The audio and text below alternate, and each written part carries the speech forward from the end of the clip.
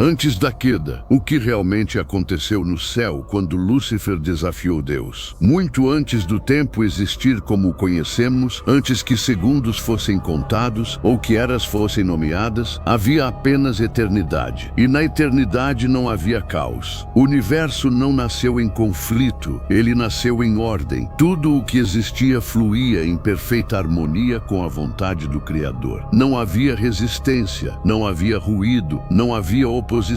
A criação não precisava ser forçada a obedecer. Ela desejava obedecer. O céu não era apenas um local elevado, era o centro absoluto da realidade. Dele procedia a vida, a luz, a consciência e o propósito. Cada ser criado possuía identidade clara. Nenhum anjo disputava posição, nenhum questionava a autoridade, nenhum desejava mais do que lhe havia sido concedido. Servir não era humilhação, era honra. Obedecer não era perda de liberdade, era a expressão mais pura dela. E foi nesse cenário de perfeição absoluta que surgiu aquele que se tornaria o maior paradoxo da criação. Lúcifer, entre miríades de seres celestiais, ele se destacava como uma obra-prima. Sua existência parecia concentrar beleza, inteligência e autoridade em um único ser. Ele não apenas refletia a luz divina, ele a amplificava. Onde passava, a luz parecia se intensificar.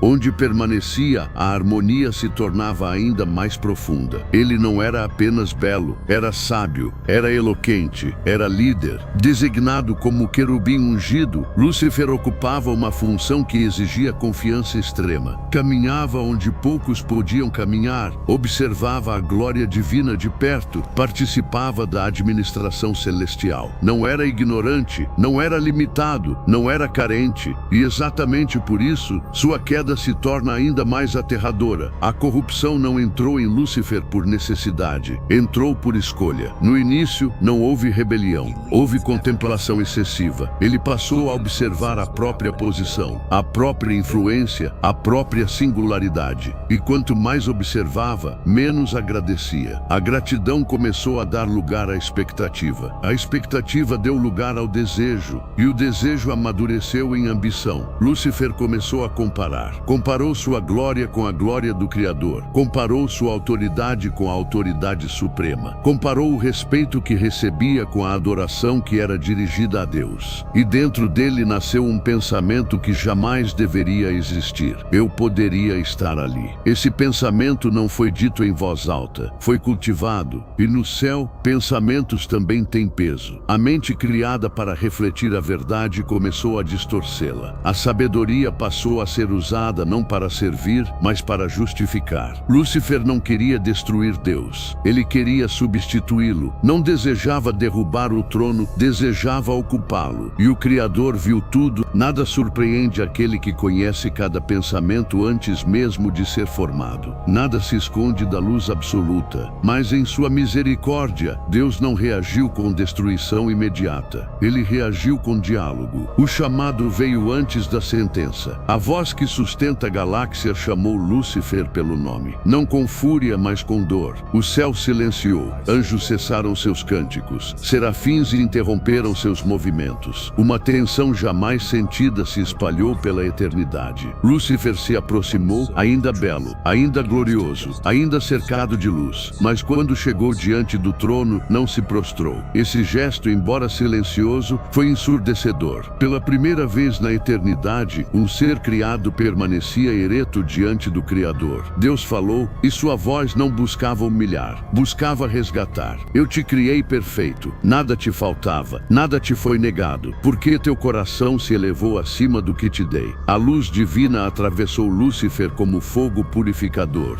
Cada pensamento oculto veio à superfície, cada intenção foi revelada. Não havia acusação injusta, havia verdade absoluta. Lúcifer sentiu o peso dessa exposição, mas em vez de se render, resistiu. Sua resposta marcou o ponto sem retorno. Se possuo tanta luz, por que não governar? Se exerço tanta influência, por que não comandar? Se sou admirado, por que não ser exaltado? Naquele instante, algo que nunca existira nasceu. A corrupção. A luz começou a perder pureza. Não se apagou de imediato, se contaminou. Sombras surgiram dentro da própria glória. A beleza começou a pesar. A presença que antes inspirava paz começou a causar desconforto. Os anjos sentiram, o céu percebeu. Mesmo assim, a misericórdia permaneceu aberta. Deus se levantou do trono. A autoridade suprema desceu até o rebelde em formação. Não para esmagar, mas para oferecer retorno. Volta. Essa palavra carregava tudo. Volta à posição. Volta à verdade. Volta ao propósito. As mãos do Criador se estenderam. E por um instante que pareceu eterno, Lúcifer vacilou. O anjo que ele havia sido lutou dentro dele. A memória da comunhão perfeita quase venceu. O céu inteiro aguardou, mas o orgulho venceu. Lúcifer recuou. E ao recuar, rompeu definitivamente sua relação com a fonte da vida. Não servirei. Essa declaração ecoou pela eternidade como uma fratura irreparável. A transformação foi imediata e grotesca. A luz se apagou como se fosse arrancada à força. Sombras se condensaram como matéria viva.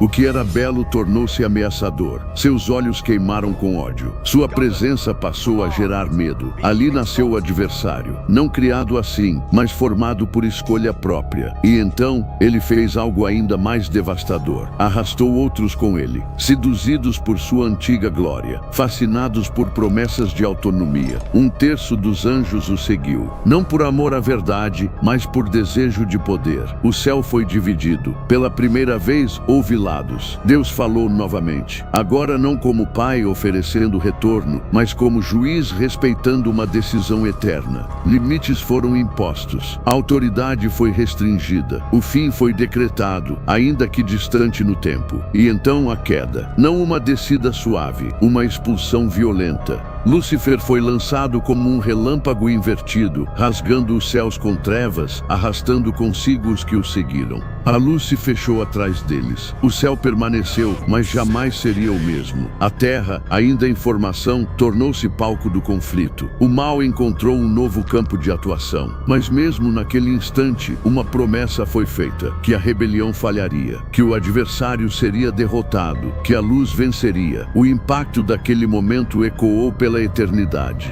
Os anjos fiéis continuaram em seus postos, agora com vigilância. A criação aprendeu algo irreversível. O mal não nasce como força oposta a Deus, mas como distorção do bem. Lúcifer não caiu por fraqueza, caiu por acreditar que sua força o tornava independente. E essa lição atravessa eras. O que começou no céu se repete na humanidade. O mesmo padrão, o mesmo erro, a mesma pergunta silenciosa. Por que não eu? A diferença é que para o ser humano, a porta ainda permanece aberta. Para aquele que caiu no céu, não. E essa história permanece viva, não como lenda, mas como advertência eterna. Porque toda queda começa do mesmo jeito. Não com ódio, mas com orgulho silencioso. E a decisão entre humildade e exaltação própria continua sendo feita todos os dias. O desfecho, assim como naquele dia na eternidade, continua sendo determinado por ela. A queda de Lúcifer não foi o maior ato de rebelião da criação, foi apenas o primeiro. Cada vez que alguém rejeita a humildade, a cena se repete. Cada vez que alguém escolhe o orgulho, a queda acontece novamente em escala menor, mas com o mesmo princípio. Cada vez que alguém diz, ainda que em silêncio, não servirei, o eco daquela voz antiga volta a soar. Mas aqui está o detalhe que muda tudo. Lúcifer caiu sem possibilidade de retorno. Você não. Ele rejeitou a luz conhecendo plenamente a luz. Você tropeça muitas vezes procurando por ela. E isso significa que esta história ainda não terminou. O último diálogo não foi entre Deus e Lúcifer. O último diálogo é agora. E o silêncio que se segue é a espera por uma resposta. Porque no fim, não existe neutralidade. Ou o orgulho continua escrevendo a história, ou a humildade encerra a guerra. E a pergunta que fica não é sobre o que aconteceu no céu. É sobre o que está acontecendo agora, dentro de você.